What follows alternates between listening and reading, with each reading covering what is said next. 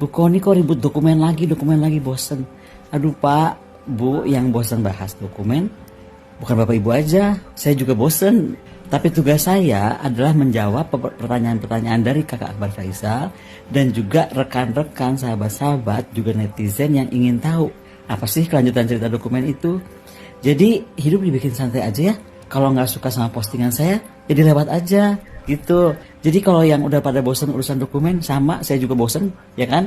Yang kedua, kita konsentrasi aja kalau betul-betul untuk negara ya. Itu ya mega koruptor. Oh my god. Kayaknya semua departemen, kementerian, lembaga kok jadinya sekarang pada bermega-mega koruptor begitu ya. Dan kok yang kena cuman level-level ya direktur ke bawah. Pertanyaan saya tuh tiba-tiba jadi ingat siapa yang direktur Pertamina ya? Mbak Karen. Mbak Karen tuh saya sempat lihat dia bilang begini, saya menjalankan perintah presiden. Waktu itu presidennya kalau nggak salah namanya Joko Widodo. Nah, kenapa ya KPK dan lain-lain itu belum memanggil saudara Joko Widodo itu? Itu sih hanya pertanyaan saya aja. Kalau saya salah dikoreksi. Boleh dong kalau nanya. Oke, bye. Begini. Yang namanya instruksi presiden itu adalah perintah jabatan. Harus dilaksanakan. Berarti pemerintah tahu, Bu? Pemerintah tahu. Itu perintah jabatan. Dan saya melaksanakan sudah sesuai dengan perintah melaksanakan sebagai pelaksanaan anggaran dasar.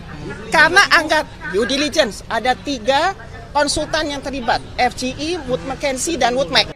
Kemudian kalau sekarang ada masalah tahun 2018 sampai 23 diproses saja sesuai dengan proses hukum yang ada.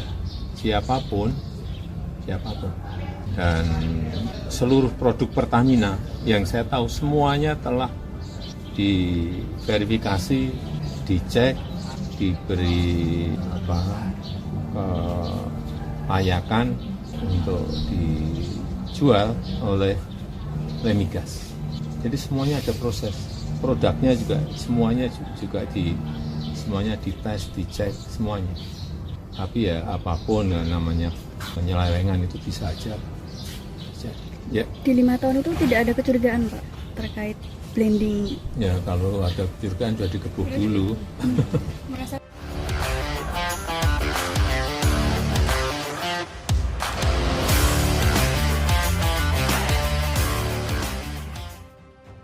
Selamat sore teman-teman. Tadi kita lihat gitu ya, Bu Koni menyatakan kalau bosen.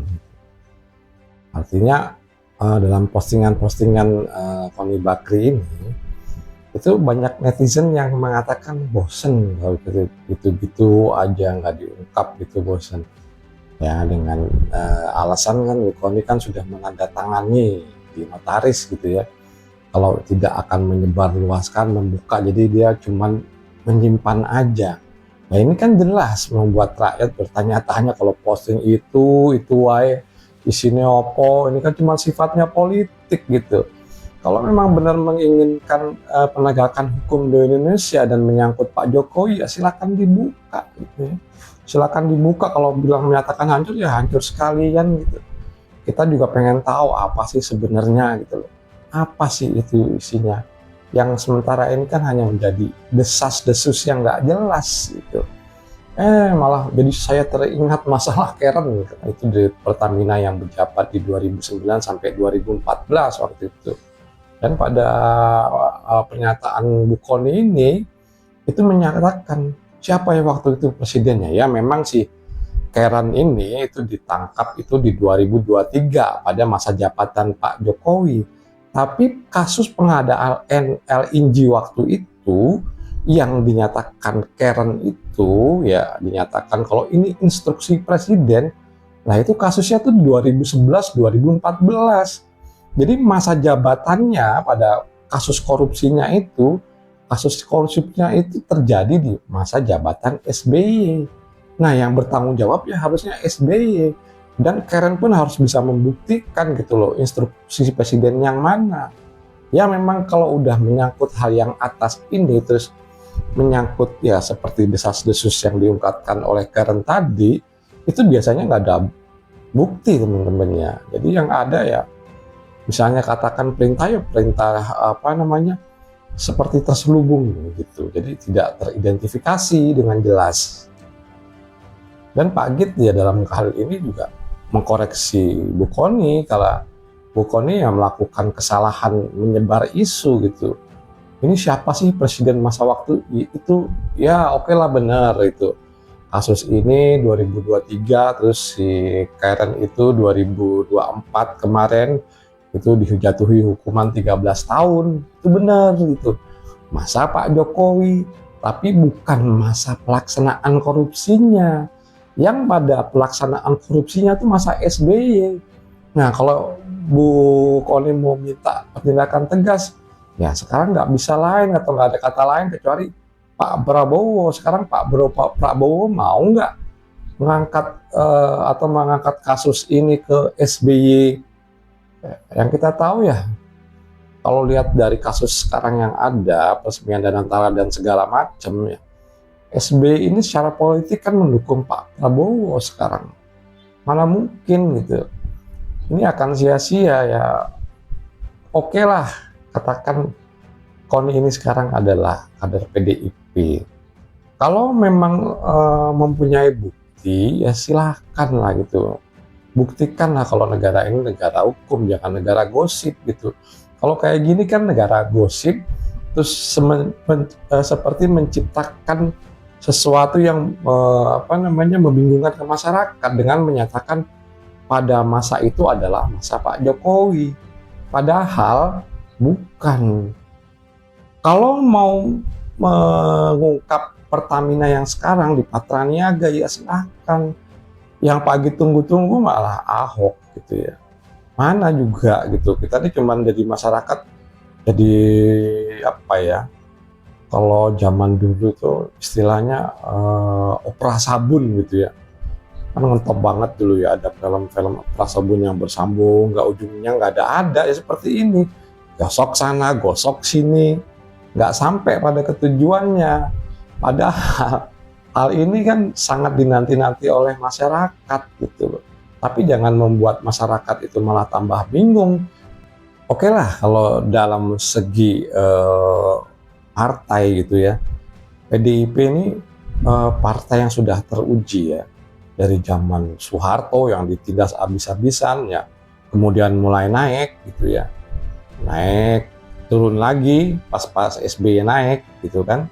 Nah kemarin pas Pak Jokowi jadi presiden, PDIP mendukung, naik lagi, sekarang turun lagi walaupun tetap posisinya masih di partai yang memegang suara terbanyak pertama.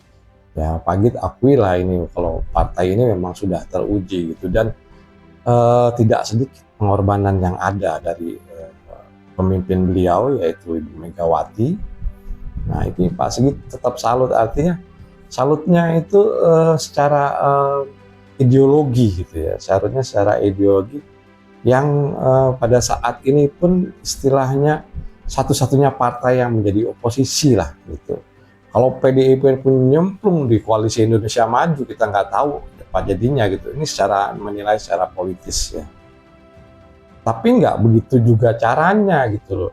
Mentang-mentang Hasto ditangkap, buat kalau ada dokumen yang disimpan, ini dokumen rahasia tentang Jokowi. Ini kan cuman heboh. Oke teman-teman, kita ambil kesimpulan yang artinya info Bu Kony ini memang membosankan. Ini bukan masalah suka tidak suka, tapi masalah keaktualan atau kepercayaan rakyat terhadap info-info yang diberikan gitu loh.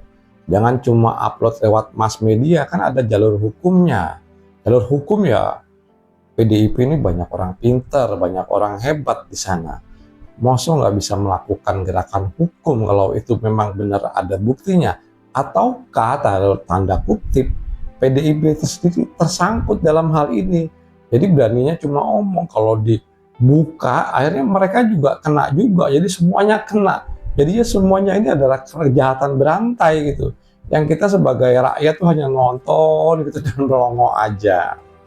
Yang kedua, dengan menyatakan bahwa teringat masalah Karen ya, tentang Pertamina, konotasi orang yang melihat konten ini itu tadinya mengarah pada yang Bu Kony sebutkan yaitu tentang pada masa itu adalah masa jabatan Pak Jokowi. Oke, pada masa jabatan Pak Jokowi, ya waktu 2023-2024. Tapi ini kan penyelesaian kasus, artinya masuk di pengadilan, proses dan lain-lain, memang di masa Pak Jokowi gitu.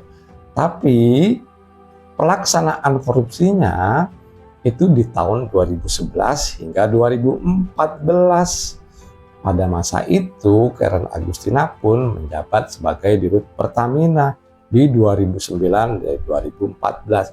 Dan ini membuktikan kalau masa-masa tersebut itu bukan presidennya itu, bukan Pak Jokowi.